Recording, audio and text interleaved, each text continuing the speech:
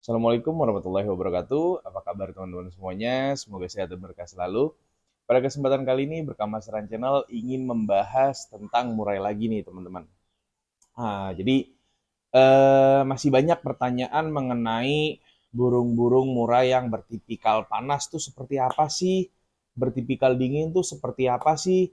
Nah, sebenarnya di video-video saya sebelumnya juga saya sudah beberapa kali menyinggung masalah burung yang bertipikal panas, burung yang bertipikal dingin gitu. Cuma mungkin memang harus saya buatkan video sendiri tentang mengenai perbedaan dan ciri burung bertipe panas dan juga bertipe dingin, teman-teman.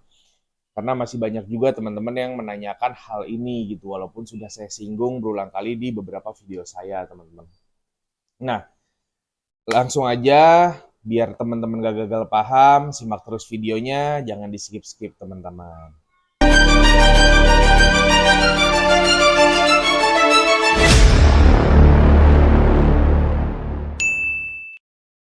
Oke, jadi gini teman-teman. Permasalahan murai batu bertipe panas dan bertipe dingin. Jadi kita bahas yang bertipe panas dulu ya teman-teman. Nah, untuk burung-burung murai batu yang bertipe panas, sebenarnya itu masih banyak yang salah kaprah. Salah kaprahnya gimana? Orang berpikirnya burung yang dibilangnya bertipe panas itu adalah burung yang membutuhkan jemur lebih lama atau dijemurnya kenceng biar badannya panas. Nah, ini analogi yang menurut saya sangat-sangat salah kaprah, teman-teman.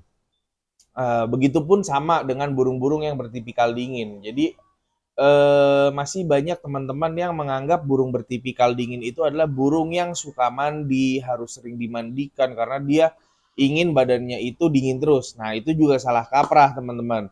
Jangan sampai kita sebagai perawat salah kaprah dan salah memberikan perawatan kepada murai kita yang harusnya itu bertipe panas, tapi kita memberikan perawatan bertipe dingin. Nah, ini jangan sampai salah karena pasti di gantangan nggak bakal maksimal, di rumah juga kita ngelihatnya kurang enak. Intinya, balik lagi saya selalu mengingatkan kita sebagai perawat harus benar-benar paham dulu karakter burung kita tuh seperti apa, maunya seperti apa. Jadi jangan pernah dengar saran dari si A, si B, si B, si C gitu mengenai karakter burung kita.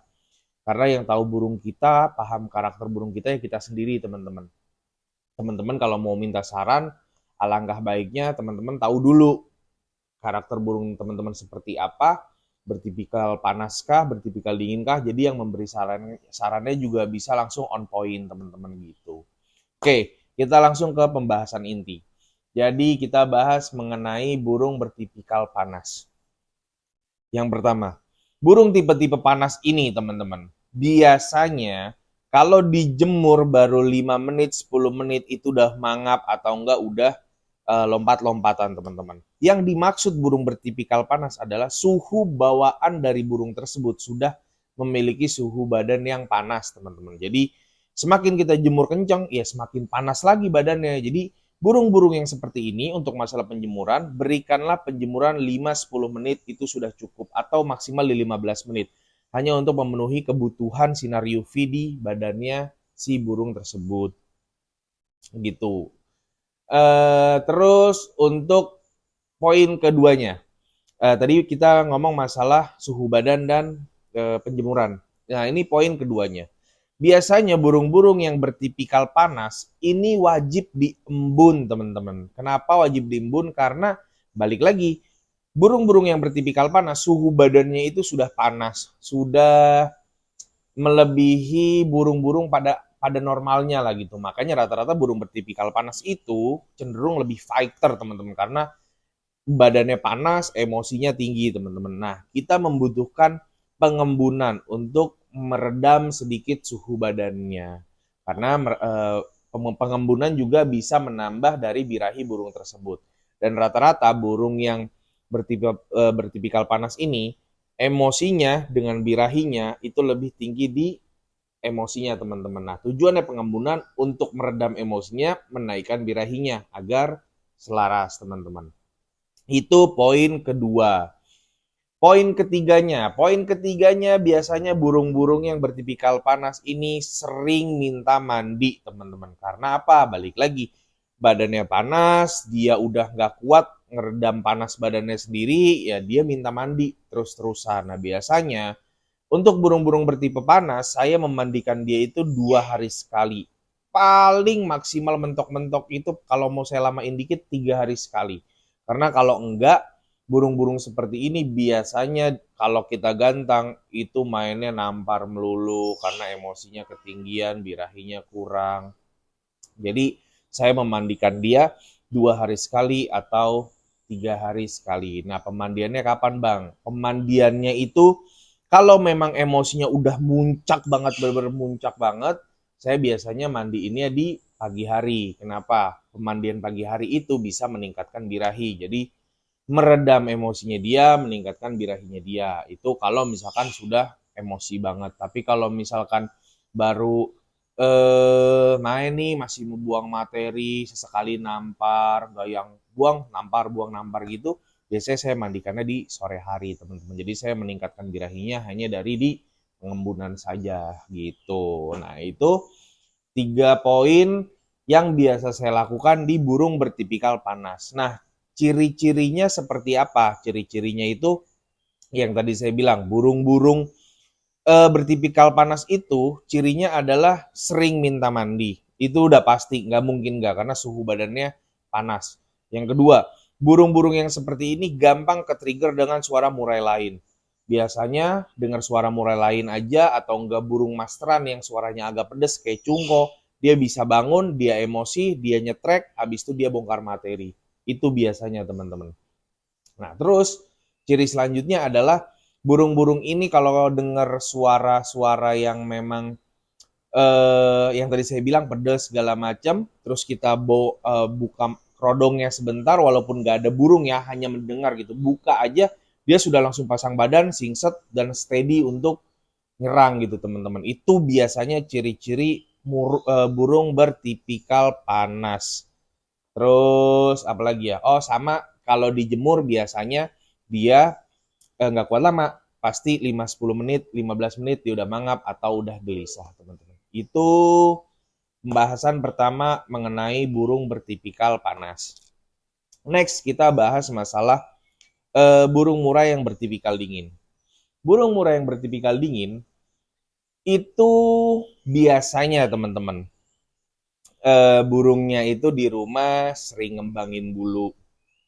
Iya, nggak sering-sering banget ya, tapi mayoritas di rumah itu sering bulunya itu agak ngembang dikit, kelihatan kayak kurang burung-burung yang nggak seger lah gitu, nggak ada mental factornya gitu, teman-teman. Itu yang pertama. Terus yang kedua, biasanya burung-burung bertipikal dingin itu sering digrakin rambut kepalanya, teman-teman. Itu yang paling saya sering temukan. Terus yang ketiga, burung-burung bertipikal dingin itu biasanya responnya itu agak lambat dengan suara burung murai atau suara burung masteran yang pedas-pedas. Dia agak-agak slow respon, teman-teman, karena suhu badannya nggak terlalu panas kayak burung bertipikal panas yang tadi kita bahas.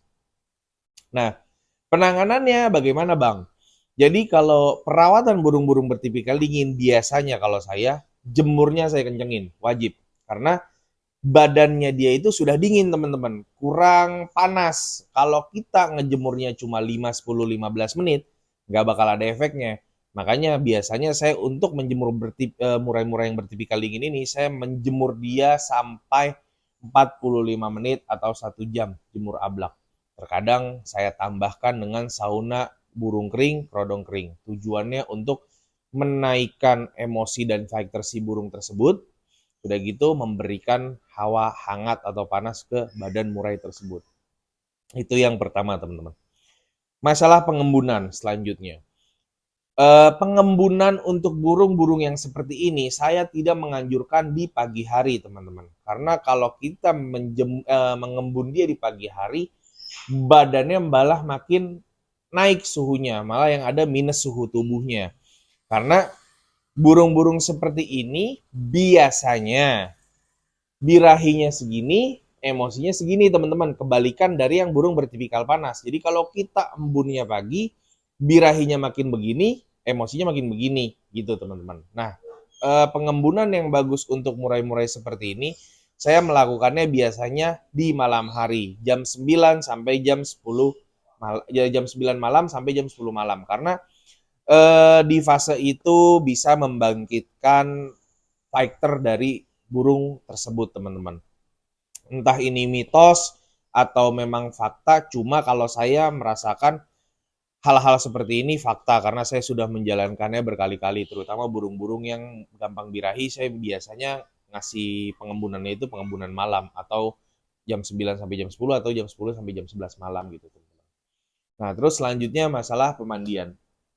Masalah pemandian, burung-burung yang bertipikal dingin, malah jangan sering-sering dimandiin, teman-teman. Kalau sering-sering dimandiin, emosinya makin hilang, birahinya makin naik. Jadi jangan dimandikan sesering mungkin. Kalau bisa seminggu sekali aja atau enggak maksimal banget seminggu 2 kali. Itu juga menurut saya masih agak-agak keseringan sih.